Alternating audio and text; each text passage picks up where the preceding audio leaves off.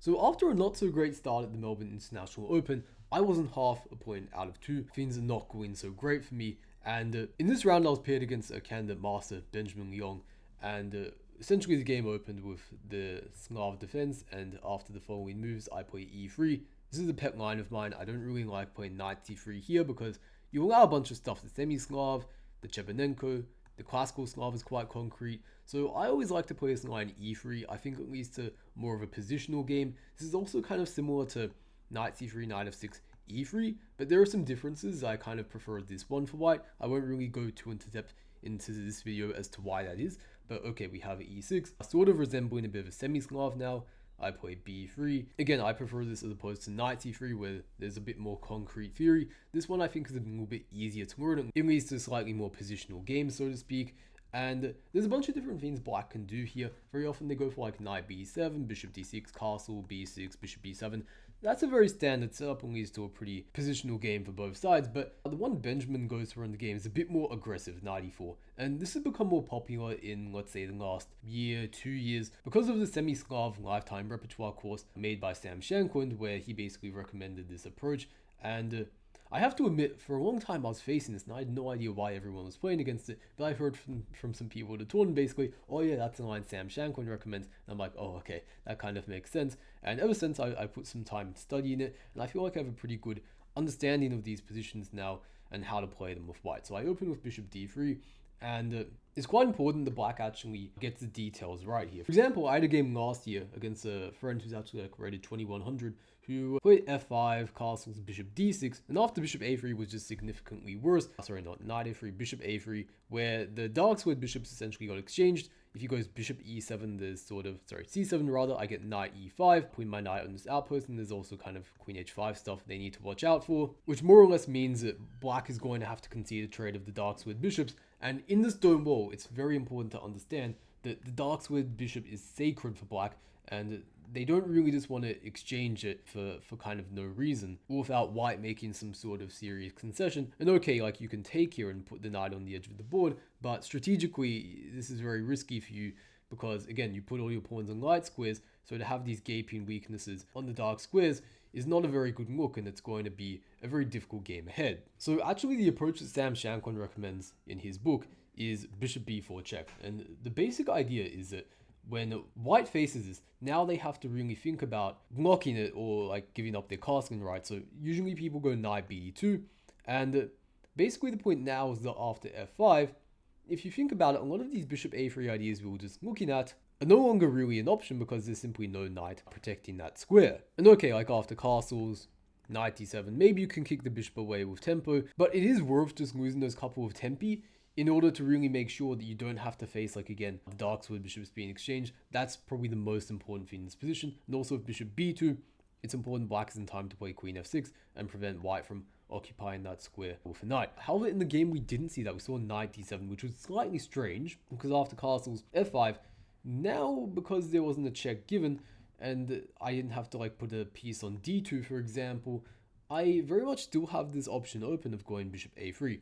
However, because black has not yet spent a tempo playing bishop d6, I was thinking maybe, for example, playing moves such as queen c2, waiting for bishop d6 and only then going bishop a3, so that, again, now we could get this sort of position, but sort of a tempo up on immediately playing bishop a3 and then getting this exchange. However, I ended up ultimately playing bishop a3 immediately because I, after queen c2, sort of felt that, like, okay, if, for example, black goes queen f6, they can still, you know, protect the e5 square is one of the ideas and maybe prepare g5, g4 in the future, while also trying to play this waiting game where they wait for white to go bishop a3 and only then move their bishop instead of moving it and then exchanging right. But also I have to admit another issue I was sort of facing was that I wasn't really sure how to evaluate stuff after bishop a3 when I didn't think if they actually went bishop d6 here, they would go takes. I thought they'd actually go to c7. And I was just mentioning a similar line earlier, and I was trying to think of during the game what the difference was between like this position that I had last year, where I remembered after bishop c7, knight e5 was a thing. Now I remembered that, rather realized that because in this position, the moves inserted were queen c2 and knight d7, here they might actually be able to play bishop c7 since knight e5 clogging up the e5 square is not really an option. And okay, sure, they've lost castling rights, but I wasn't sure it's actually a big deal. And it kind of does look scary with g5, g4 coming. So that is ultimately why I end up just settling for bishop a3 immediately. The computer says queen c2 is fine and that actually this isn't that good for black, but at least from a human perspective during the game, that's sort of what I was thinking. So that's why I ended up playing bishop a3. I thought it was the most practical choice. He does take after a bit of thinking, and actually I think he was a bit unsettled by bishop a3. Maybe he somehow mixed up his preparation and didn't intend to play bishop b4 check, and or rather maybe he just did not look at specifically bishop a3 in his preparation. Maybe he focused more on bishop b2. I'm not really sure what happened, but I thought this was a fairly natural move to consider.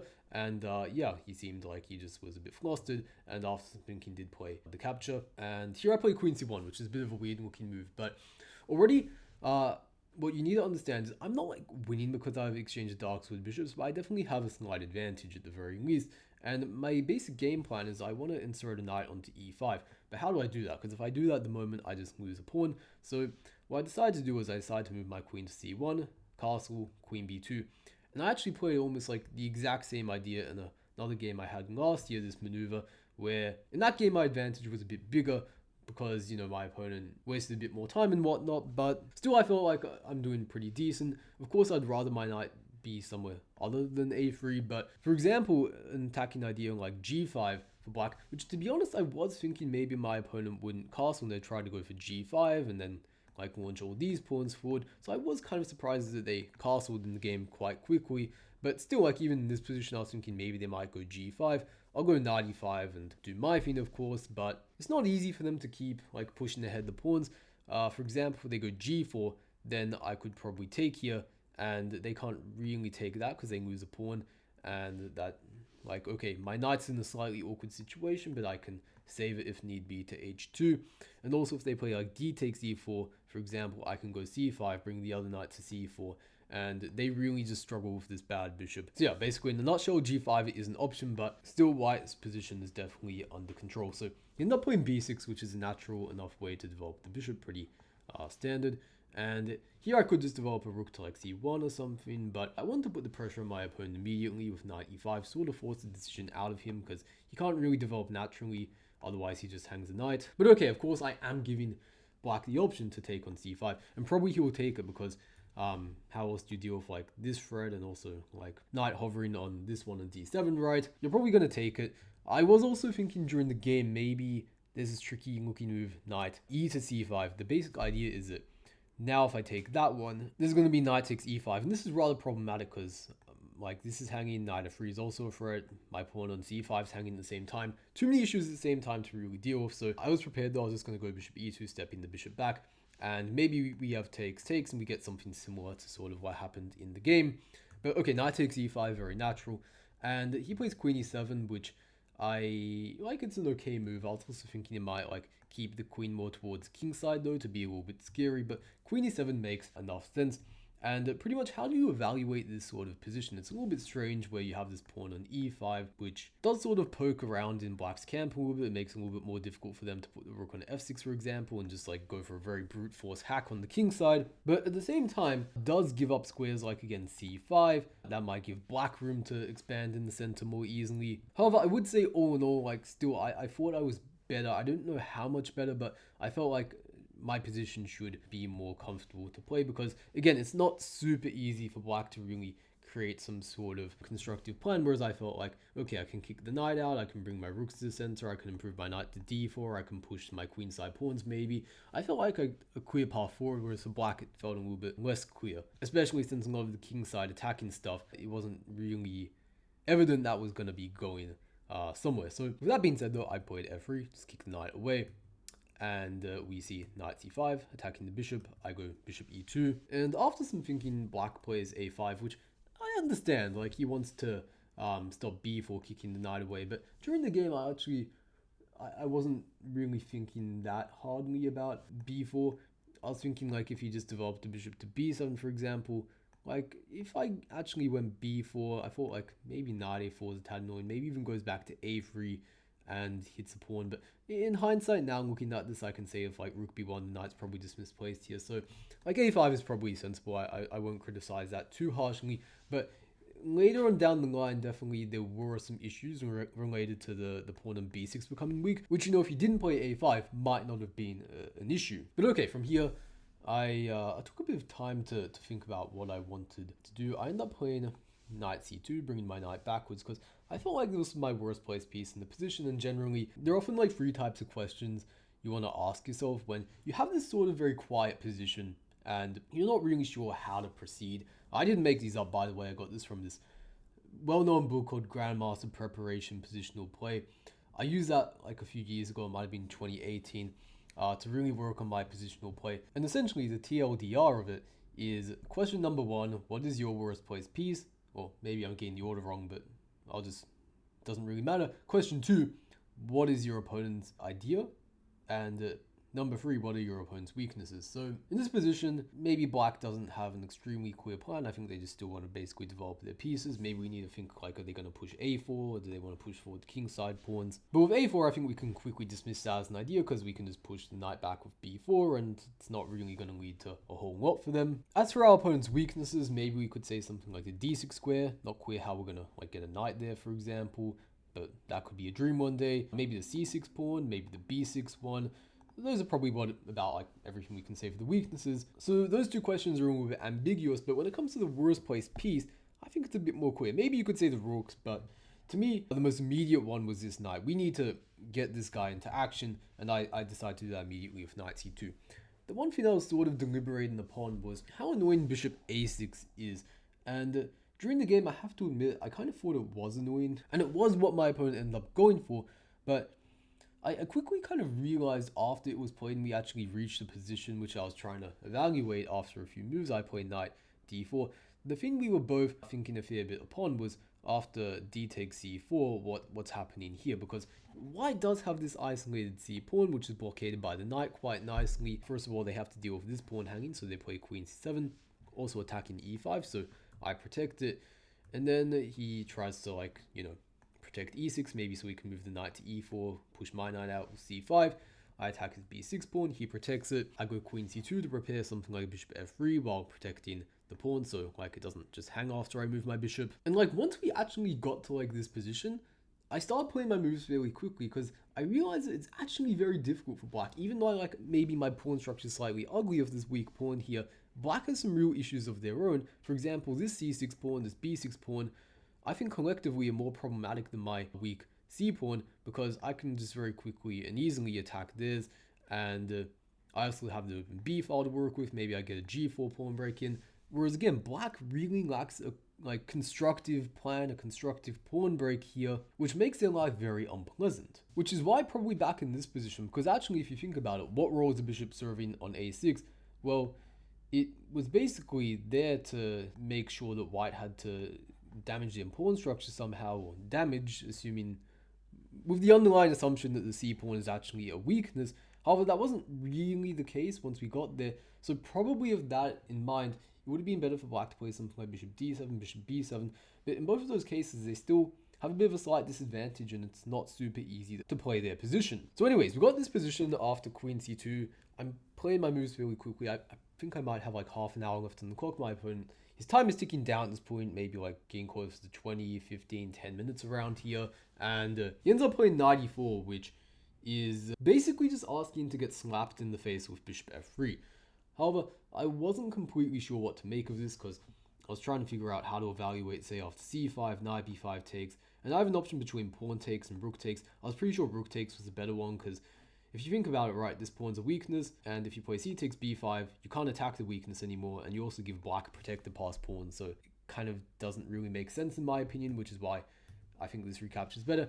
Now there's some real issues that black has. They have a backwards weak b pawn. This knight is also threatening to get taken when we'll win a pawn after all that. So I didn't really think this position was too promising for my opponent. That being said, however, I didn't end up playing bishop f3 ultimately, because I had my eyes set on this other move, g4, which looks quite aggressive. Obviously they can't take, because then they hang a knight, And if they play, well, they just don't do anything, then I'm gonna win a pawn like that. So I thought g6 was fairly forced here, simply backing up the pawn, and then I'd play bishop f3 and basically say that, okay, I've inserted some moves here.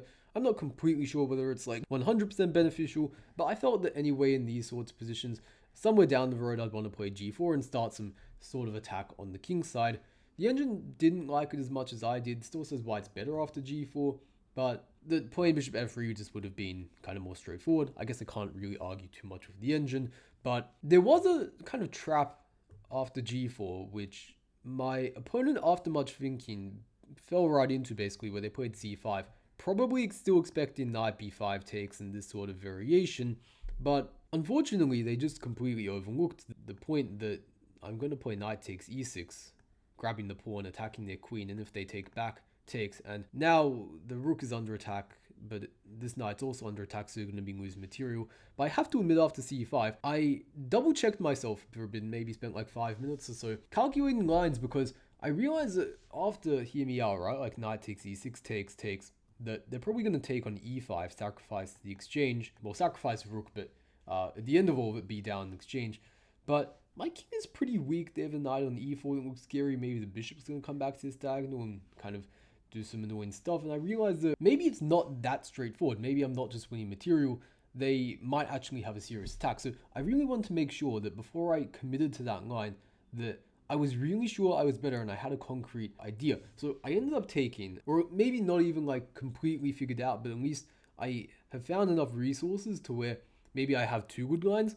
And usually if you can find 2 good lines in a position, that's a good sign that your position is good, because even if one of them doesn't work out, you can always pick the other one. Sometimes if you're unlucky, maybe both of them are crap, but that's pretty rare. So I end up taking take, and basically I was trying to decide, I think, between some sort of bishop moves like bishop d3, bishop f3, and I think with bishop d3 my issue was that like knight g5, and I kind of again felt like there might be some scary counterplay. This pawn is also hanging. It might have not been that. It might have also been knight c3. I can't completely remember. I think it was knight g5. If rook f4 here attacking the knight like that, there's definitely knight c3 when this is a fork, and that's also hanging. So what my idea was to do here was to play bishop f3. I double checked, I calculated a bit, and the point is that now if you go knight c3, actively lunging into the position, I calculated very precisely that I can go rook b3, and that even if you take the pawn, it doesn't matter, because now you have this awkward situation where you're actually stuck in this pin and you can't move the knight and you're just losing the whole piece. So I also realized that like if you take this one, I mean, then I'm just gonna exchange queens, or you're gonna like lose a bishop or something. So I wasn't too concerned about that. And so what ended up happening was knight g5, but I was quite happy to see this because I get a check, king h8, e4, and now it's really difficult to envision how black is actually going to penetrate into my camp with their pieces. I feel like stuff is actually pretty secure. My defenders definitely outweigh the attackers, who are kind of clumsily coordinated, and he collapsed pretty quickly, went b5, which I didn't understand. Granted, probably everything loses, but I thought after just takes, he's kind of standing in a pin, which is a bit awkward. And the way I punished it, maybe you guys want to pause the video and try and figure out the kind of easiest way to convert the position. I think what I did is probably the easiest. But okay, what I ended up doing is I decided to play queen b2. And basically the idea is that like I'm attacking their queen, and if they just exchange, now there's no defender of b8, so they cannot take rather my rook here on f1. If they move their queen somewhere like they did to d6 in the game, I play a4. And then if they move the bishop anywhere like they take, then I take their rook on b8. I think in the game I actually didn't even put the rest of the game in chess base just because it's pretty easily winning from here on out. But like if they play c4, I think this might be what they did in the game. I just take, obviously, and now I'm not just an exchange and like a pawn up or something, I'm a whole rook up. So yeah, you can imagine I didn't have too many troubles converting the game from there. But all in all, during the game, like there were definitely a couple moments of like uncertainty that maybe I didn't fully convey in this recap, because in hindsight it's an interesting game where I plug it into an engine, the engine pretty much just strokes my ego and says that everything I did was great. Sam, you're an amazing player, you're so intelligent, you're so smart. But during the game I wasn't really sure a lot of the stuff I was doing was right. But if you just like put in like make an engine generated like analysis graph, it would look like I was some like demigod or something, right? I was playing like all these correct moves, I was playing really accurately, maybe minus like g4 or something, but that was like a pretty minor inaccuracy. But matter of fact, like around some of these positions, I wasn't really sure how to evaluate the structure that well, and I kind of had doubts at some points, like whether this structure was in fact actually good for me. But it ended up turning out okay, and it was definitely good to have this win under my belt going into the rest of the tournament, since the first two rounds of the tournament didn't go very well. But yeah, that was the round 3 recap. Hope you guys enjoyed this, and we'll have the round 4 one coming out hopefully soon. Yeah, hope you guys have a good one.